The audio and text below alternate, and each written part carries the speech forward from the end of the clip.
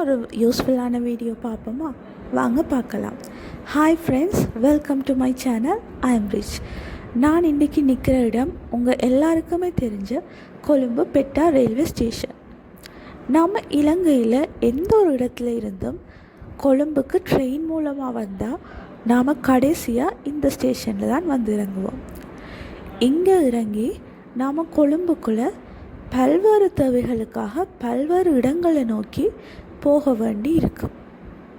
நீங்கள் இந்த வீடியோ பார்க்குறதன் மூலமாக எந்தெந்த இடங்களுக்கு எப்படி ஈஸியாக போகலாம்னு பார்க்கலாம்.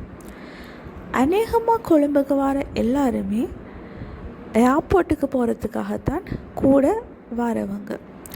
முதலாவது இடமாக நாம் பார்க்க போகிறது ஏர்போர்ட்டுக்கு எப்படி ஈஸியாக போகிறதுண்டு.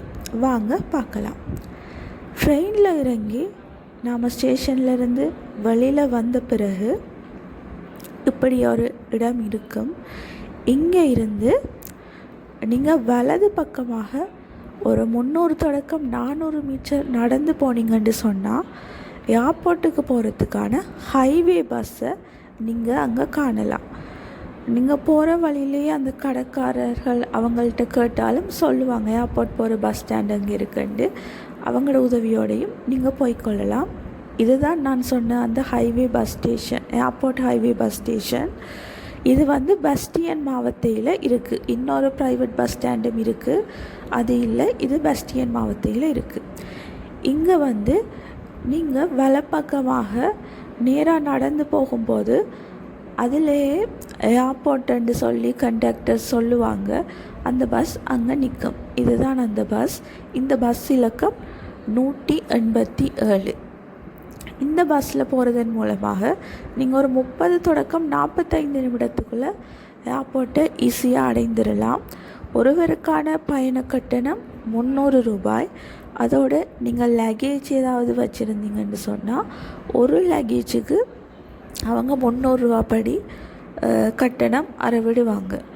இந்த பஸ் மூலமாக நீங்கள் பயணிக்கிறதால நீங்கள் இடையில் எந்த ஒரு இடங்கள்லையுமே இறங்கி வேறொரு வாகனத்தின் மூலமாக ஏர்போர்ட்டுக்குள்ளே போக வேண்டிய அவசியம் இல்லை.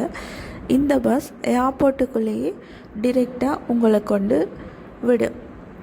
அதனால் நீங்கள் ஏர்போர்ட்டுக்குள்ளேயே போய் இறங்கி உங்களோட விமானங்களில் நீங்கள் பயணிக்கக்கூடிய மாதிரி இருக்கும். அதே போல் ஏர்போர்ட்லேருந்து கொழும்பு நோக்கி நீங்கள் வாரீங்கன்றாலும் ஏர்போர்ட்டுக்குள்ளேயே இந்த 187 பஸ் எனி டைம் இருக்கும். நீங்கள் அதன் மூலமாக வரலாம். தேங்க்ஸ் ஃபார் வாட்சிங். பாய்.